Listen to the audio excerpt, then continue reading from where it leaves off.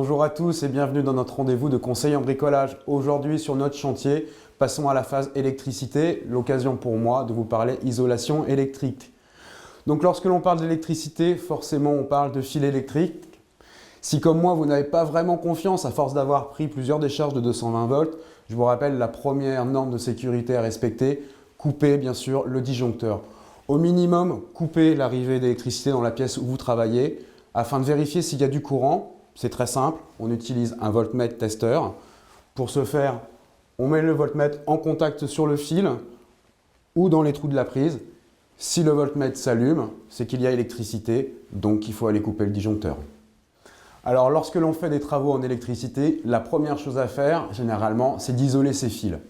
Le vrai problème est qu'aujourd'hui sur le marché, bon nombre des isolants électriques qui sont vendus ne respectent absolument pas les normes de sécurité qui sont en vigueur. C'est pour ça qu'aujourd'hui, je suis heureux de vous présenter le produit 100% efficace pour l'isolation de vos fils. En effet, celui-ci nous offre une sécurité maximale puisqu'il résiste jusqu'à 6000 volts et qu'en plus de ça, il ralentit la propagation des flammes en cas de court-circuit. C'est donc très pratique pour identifier et isoler mes fils, comme ceci. Et en plus, il se déchire à la main, il n'y a pas besoin de forcer là non plus, ça vient tout seul. De plus, la gamme de notre produit comprend toutes les couleurs que l'on retrouve en électricité. C'est donc très simple d'isoler et d'identifier nos câbles.